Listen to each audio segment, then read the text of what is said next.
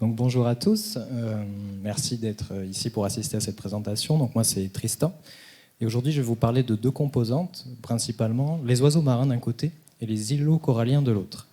Alors ici vous avez un titre un petit peu abrégé de la thèse. Le vrai titre il est ici, il est un peu moins accessible, un peu plus rébarbatif, donc oiseaux marins et îles coralliennes, analyse multi-échelle des déterminants naturels et anthropiques qui structurent les communautés d'oiseaux marins tropicaux. Bon courage.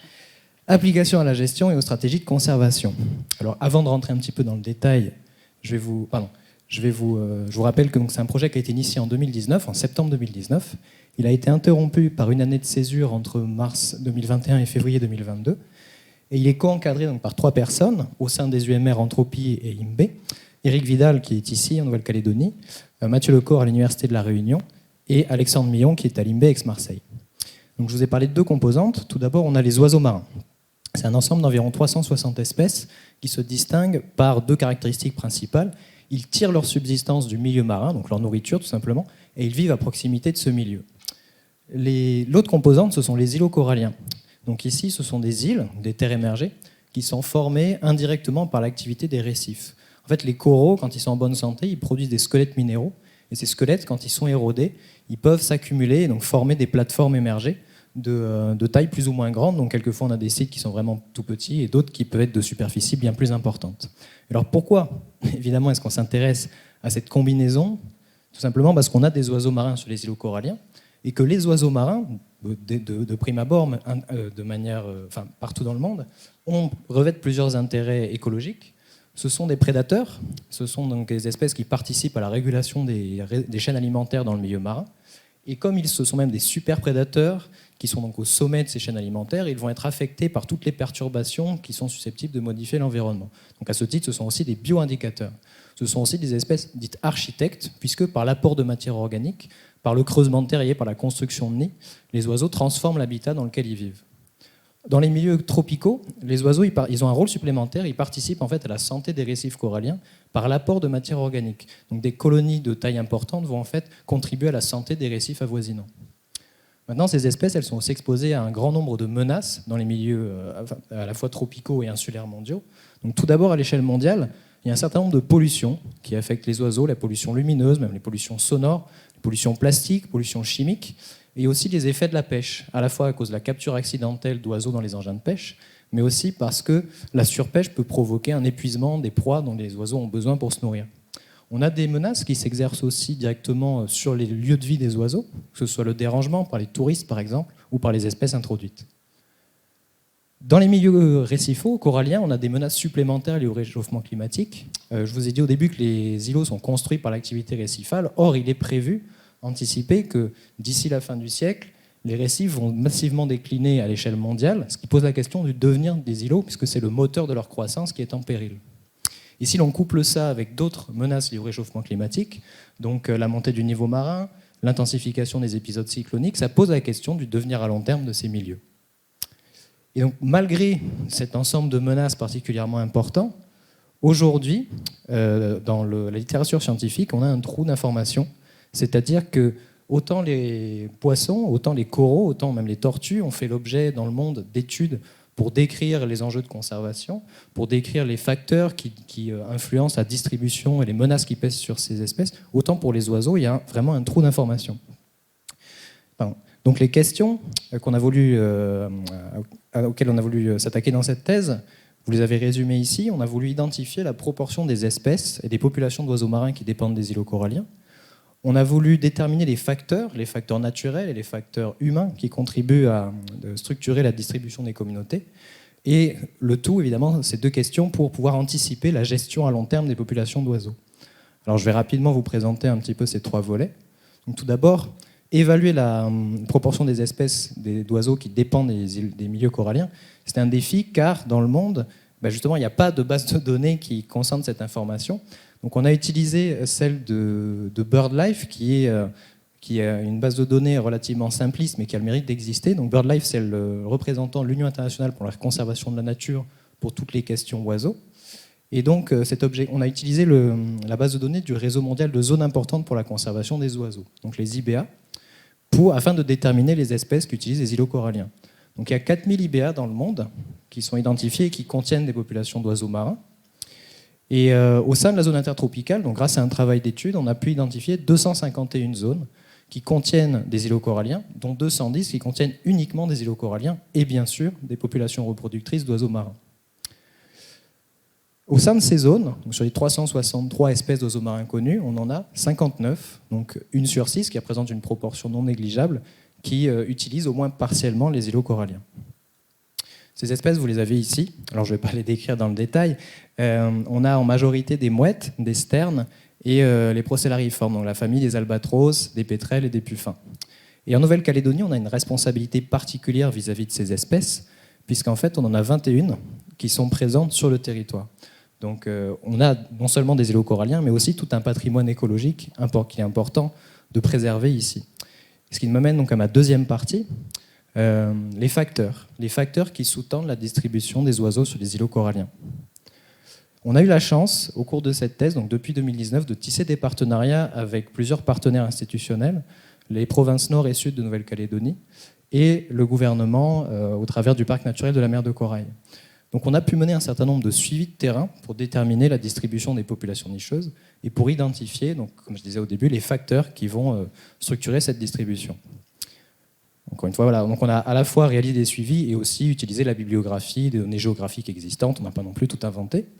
Donc on a pu mener, comme je disais, à partir de 2019, des travaux en province nord, puis en province sud sur la côte ouest, puis cette année dans le lagon sud, Corne Sud, et en fil rouge, on a eu l'occasion de travailler sur les îles éloignées de Nouvelle-Calédonie, donc au travers de plusieurs missions successives. Au total, donc, ça représente une centaine d'îlots, ce qui est donc un effort d'échantillonnage assez important, avec plus de 100 jours de terrain que heureusement je n'ai pas tous fait, parce que ça représente un investissement assez considérable, et on couvre plus de 50% des îlots coralliens de Nouvelle-Calédonie. Il faut savoir qu'en Calédonie, on a à peu près 700 terres émergées, mais seulement environ entre 150 et 200 qui sont des îlots coralliens. Au cours de ces suivis, on s'est intéressé à 3 composantes de l'écosystème. Bon, les oiseaux, c'est assez logique, en étudiant leur diversité, donc quelles espèces sont présentes, leur abondance, et aussi la phénologie, donc un mot un peu barbare pour désigner le cycle de reproduction des oiseaux. Les perturbations, donc la deuxième composante qu'on est allé regarder, c'est tout ce qu'on peut justement mesurer comme effet de l'activité anthropique, donc les espèces introduites, les marqueurs d'aménagement, de fréquentation. Enfin, on a les caractéristiques des îlots, ici les caractéristiques au sens plutôt géomorphologique, donc la superficie par exemple, et aussi la couverture de différents types d'habitats que les oiseaux sont susceptibles d'utiliser au cours de leur reproduction à terre. Toutes ces données-là sont en cours d'analyse à l'échelle de la Nouvelle-Calédonie, donc ici je ne vais pas vous présenter in extenso les résultats. Simplement, ce qu'on a pu mettre en évidence de manière un peu attendue, c'est qu'il y a une vraie distinction entre les îlots proches, les îlots au sein du lagon et les îles éloignées, que ce soit en termes d'espèces, d'habitat, de cycle de reproduction et évidemment d'influence humaine. Et une perspective de cette partie aussi, c'est d'élargir au-delà de la Nouvelle-Calédonie et nos études, donc en intégrant plus de territoires. J'ai eu l'occasion de faire des missions de terrain à Wallis et Futuna et à Clipperton, et on collabore aussi avec des personnes en Polynésie française pour faire remonter de l'information et donc élargir notre zone d'études. Enfin, un volet de perspective, l'amélioration de la gestion des populations d'oiseaux. Donc ça part, il y a un premier volet qui est un volet d'études, donc je parlais de l'élargissement, de l'intégration de plus de territoires à nos problématiques. L'idée, c'est ensuite de croiser les données oiseaux qu'on aura pu obtenir avec 2 composantes, les perspectives de montée du niveau marin d'une part, et la distribution d'autres espèces marines, puisque pour les gestionnaires, c'est évidemment intéressant de ne pas se limiter à une seule espèce quand il s'agit de développer des mesures de conservation. Il y a un deuxième volet qui est la sensibilisation et le transfert de savoir. Donc sensibilisation tout d'abord au sein de la communauté scientifique, au travers de conférences et de papiers d'articles, pour essayer de justement sensibiliser et d'insister sur l'importance de la problématique oiseaux marins des îlots coralliens. Il y a un volet sensibilisation auprès du grand public par le développement de supports de communication, de transfert là aussi d'informations sous diverses formes. Et on a aussi un volet transfert de savoir auprès des gestionnaires, avec des rapports techniques qu'on fait dans le cadre des travaux de partenariat qu'on développe et qu'on transmet, une élaboration concertée de mesures de gestion avec les gestionnaires pour trouver quelles sont les meilleures stratégies à court et à long terme pour les îlots, et ensuite participer occasionnellement à des actions de gestion. En termes d'avancement, donc j'ai terminé ma période d'acquisition de données là cette année, et il me reste 1 an d'analyse et de rédaction exclusivement. Et du point de vue de la valorisation scientifique, j'ai déjà eu l'occasion de proposer dans une conférence l'an dernier un poster et un talk. Nous avons actuellement 2 papiers en cours de soumission et un dernier qui débute une rédaction sur les suivis néo-calédoniens. Je vous remercie de votre attention.